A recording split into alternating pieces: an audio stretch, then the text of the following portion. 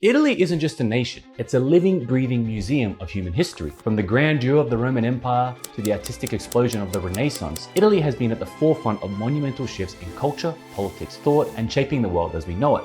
But beyond its historic glory and cultural splendors, how does Italy function today? What are the gears that keep this ancient yet modern nation running? A land of timeless beauty and profound history that operates in the contemporary world, understanding how Italy works cannot be anything other than truly fascinating, only for its impact on the whole world. I'm Marco, this is How Countries Work, let's get to it. The Italian peninsula has always been home to a range of prehistoric civilizations. By the 8th century BCE, the dominant power on the peninsula were the Etruscans, the Latins, and the Greeks, but they would soon be surpassed by another power everybody's heard of, Rome. From its mythical foundation along the River Tiber in 753 BC, this small city-state would grow into one of the largest empires in history, conquering the entire region of the Mediterranean, including Western Europe, Central Europe, the Balkans, North Africa, Eastern Mediterranean, Mesopotamia, the Caucasus, and the Arabian Peninsula. It was big. And Roman influence on society cannot be understated. Rome started out as a republic before becoming an empire, introducing ideas like the Senate and popular assemblies. The legal system of Rome, including concepts like jus civi and jus gentium, laid the groundwork for modern civil law traditions, and Rome provided the initial geographical and cultural framework for the spread of Christianity, and its adoption as the state religion had profound implications for the history of Europe and the world, which can still be felt today. The Western Roman Empire would meet its end in the 5th century, and a number of other empires would inhabit the region during the Middle Ages. The Ostrogoths and Lombards were Germanic kingdoms in the region. The Eastern Roman Empire would also retake control of the region for a time, and the Empire of the Franks under Charlemagne would conquer the Lombards and incorporate their lands into their empire. Charlemagne would then be crowned King of the Romans as the first Holy Roman Emperor.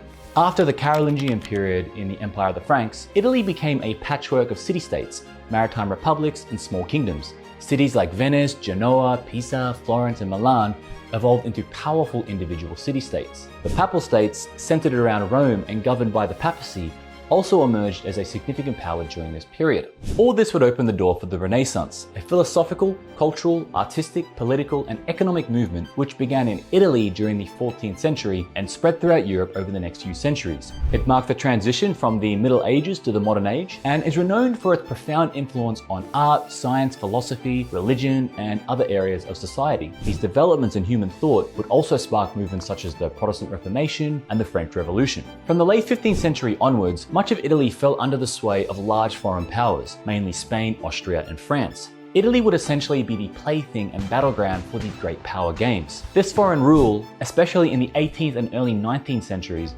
became a source of discontent and created a shared sense of grievance among Italians. All this would lead to the Risorgimento, a cultural, political, and social movement in the 19th century that sought to liberate and unify Italy. Key figures of the Risorgimento like Giuseppe Mazzini, Giuseppe Garibaldi, and Count Camillo di Cavour championed the cause of a united Italy and became symbols of Italian nationalism. The series of wars against Austria and other foreign powers and even the Papal States in the mid-19th century culminated in 1871 when Rome was captured and became the capital of a Kingdom of Italy.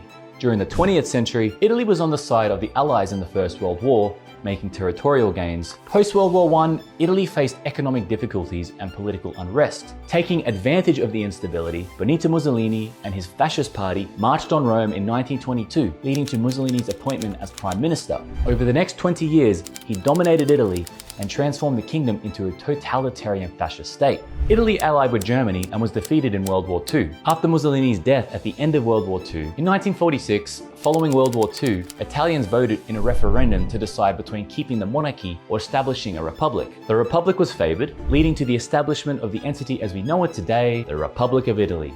The choice for a republic was seen by many as a rejection of the monarchy's association with fascism and a desire for a fresh start. In 2023, Italy has a population of over 58 million people.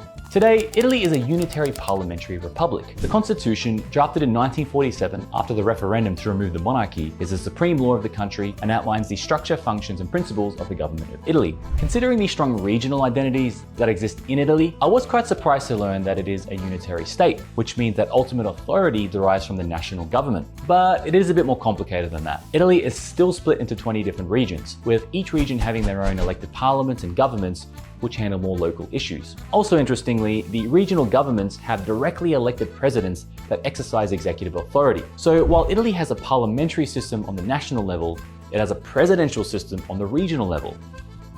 These regions have a certain degree of autonomy, so while Italy still technically is a unitary system, it's not like France where power is much more concentrated in the federal government. For the national government, on the legislative side, the Italian parliament is the bicameral or two-chamber legislature composed of the Chamber of Deputies, the lower house which has 400 seats and is directly elected by the people in single-member constituencies every 5 years, and the Senate, which holds 200 seats, also elected by the people, but on a regional basis to represent the separate regions. The two houses together form what is called a perfect bicameral system, meaning they perform identical functions but do so separately. This is opposed to most parliaments in the world, where the upper house Senate has far less power than the lower house. This leads to unique features and complications, but we'll get to that later. On the executive side, the head of state is the President of Italy. Presidents are elected by an electoral assembly known as the Parliament in Joint Session, along with regional representatives, but the president's role is mainly ceremonial, symbolizing the unity of the nation, but they still perform critical functions such as appointing the Prime Minister to office, dissolving the Parliament, calling national elections, and serving as the Commander-in-Chief of the Armed Forces. Also, in times of political crisis or stalemate, which is pretty common in Italy, the president's role can be particularly pivotal. The Prime Minister of Italy is the head of government. They are generally the leader of the largest political party that can form and maintain a majority in the parliament. The Italian cabinet is called the Council of Ministers and is the main decision-making organ in the executive branch and consists of the Prime Minister and the federal ministers who are responsible for various government departments or ministries that run the country. Now, being a parliamentary system, the executive government comes from within the legislative.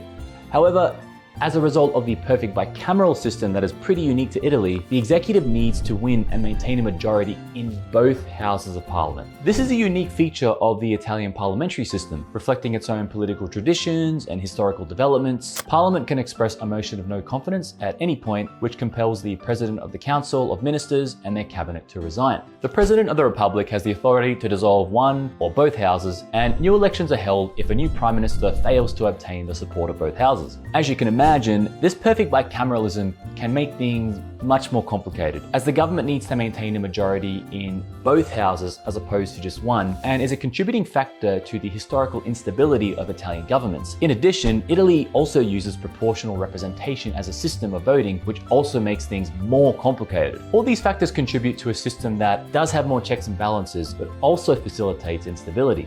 And finally, Italy's judicial system is responsible for upholding the law and protecting the rights of citizens in Italy. The structure of the Italian judiciary is divided into 3 tiers: inferior courts of original and general jurisdiction, intermediate appellate courts, which hear cases on appeal from the lower courts, and courts of last resort, which hear appeals from lower appellate courts on the interpretation of the law. And that's also not to forget the Constitutional Court, the highest court in matters of constitutional law. It reviews laws and decrees to ensure they conform to the Constitution. Historically, there have been major concerns about corruption or politicization of the judiciary in Italy, but overall, the country's judicial system is considered independent, serving as a check on the executive and legislative branches. On the economic front, Italy is a highly developed social market economy. Italy is the 3rd largest economy in the Eurozone and the 8th largest economy in the world by nominal GDP. Italy has a diversified industrial base. The northern regions, especially Lombardy and Emilia-Romagna, are home to a broad range of industries, including machinery, automotive, aerospace, and defense. Italy is also famous for its luxury automotive brands like Ferrari and Lamborghini. Italy is a global hub for luxury fashion with brands like Gucci, Prada, and Versace. The country is also renowned for its high-quality leather goods, footwear, and jewelry. Italy is a significant producer of wines, olives, and cheeses. Its agricultural products are well known for their quality and are in demand worldwide. But the largest industry in Italy is tourism. It is estimated that tourism itself accounts for nearly